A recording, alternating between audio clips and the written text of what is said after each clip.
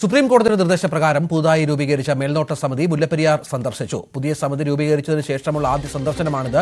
ദേശീയ ഡാം സുരക്ഷാ authority chairman Anil Jain അധ്യക്ഷനായ 7-അംഗ സമിതിയാണ് അണക്കെട്ടിൽ പരിശോധന നടത്തുന്നത്.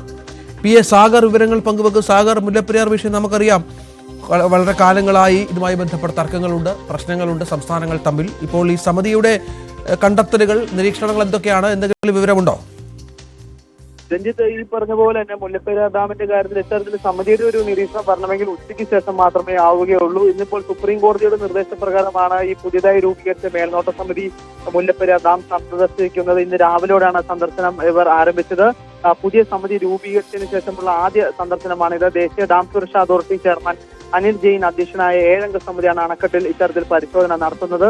കേരള, തമിഴ്നാട് സർക്കാരുകളുടെ പ്രതിനിധികളും ഇന്ത്യൻ ഇൻസ്റ്റിറ്റ്യൂട്ട് ഓഫ് സയൻസ് ബാംഗ്ലൂരിലെ ഗവേഷണ ഉദ്യോഗസ്ഥരും ഡൽഹിയിലെ ദേശീയ ദുരന്ത നിവാരണ അതോറിറ്റി ഉദ്യോഗസ്ഥരും സംഘത്തിൽ അംഗങ്ങളായിട്ടുണ്ട്. ഇപ്പോൾ കാലവർഷം ആരംഭിക്കുന്നതിന് മുമ്പ് കാലവർഷ സമയത്തുമെല്ലാം അണക്കെട്ടിൽ സന്ദർശനം നടത്തി സ്ഥിതിഗതികൾ വിലയിരുത്തേണ്ടത് നിലവിലെ സമിതിയാണ്.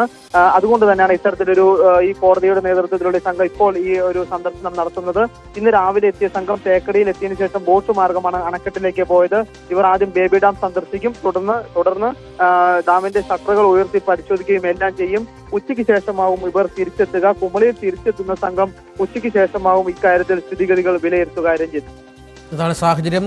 ദേശീയ ഡാം സുരക്ഷാ അതോറിറ്റി നേതൃത്വത്തിലാണ്, ചെയർമാൻ അധ്യക്ഷനായ സമിതിയാണ് ഇപ്പോൾ സന്ദർശനം നടത്തുന്നത്. മുല്ലപ്പെരിയാർ ഡാമുമായി ബന്ധപ്പെട്ട് സുപ്രീം കോടതി നിയോഗിച്ച പ്രത്യേക സമിതിയുടെ സന്ദർശനമാണ് പുരോഗമിക്കുന്നത്. കേരളത്തിനും തമിഴ്നാട്ടിനുമൊക്കെ നിർണായകമാണ് ഈ സന്ദർശനവും.